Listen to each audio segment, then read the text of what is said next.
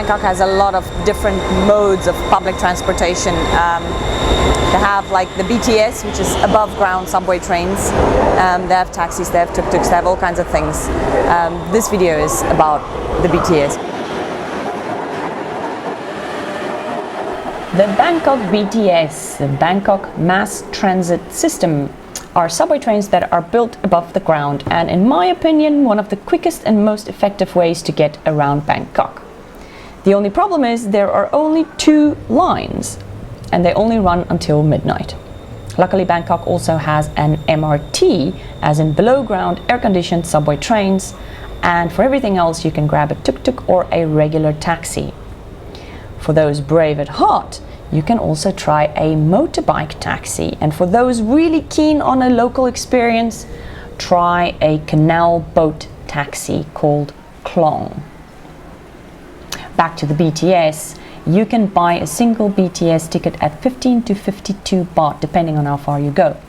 Using the ticket machine is relatively easy, but you are going to need coins. If you don't have coins, most of the stations have manned clerk booths set up just to give you coins.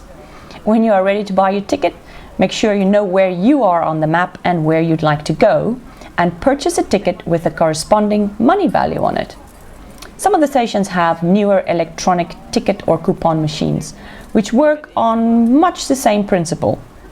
Only the machine will calculate the fare as opposed to you having to do it yourself. To enter the station, simply insert your ticket and the gate will open, and when you exit, do the same thing, but this time the gate is going to keep your ticket or your coupon. So, to save yourself a little bit of time and effort, you can also buy a rabbit card. The rabbit card is a type of pay-as-you-go reusable electronic debit card. You can simply swipe it at the gate reader and the gate will enter. Do the same thing when you exit. Rabbit cards can also be used to pay for other services and restaurants associated with the BTS, for example McDonald's, Burger King, Starbucks and a couple others. The rabbit card will cost you 200 baht, and 100 of that is value that you can use to travel. The rest is some kind of deposit or issuing fee. And they used to give some of that back, but I'm not sure if that's still the case. Most of the BTS stations will have 2 platforms. For example, Mo Chit or Bering. These are the names of the last 2 stops in the direction that the train is traveling.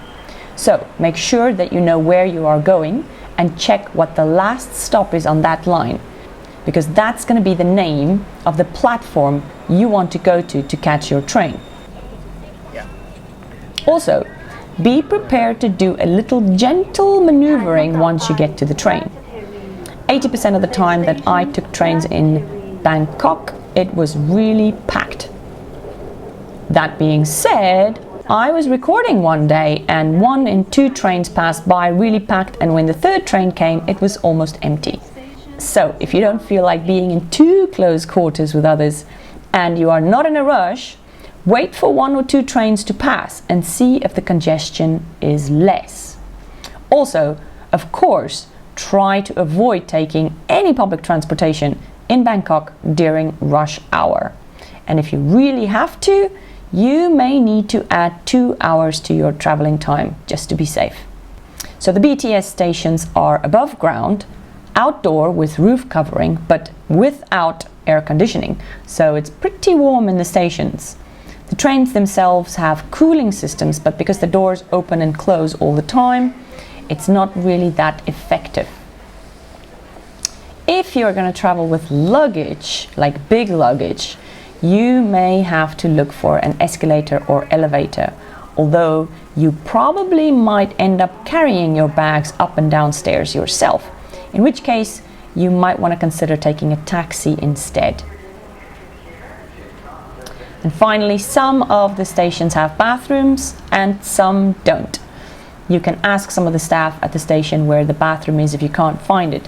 And that is a very important phrase that you should probably learn in Thai. Where is the bathroom? Hong Nam, UT Nai.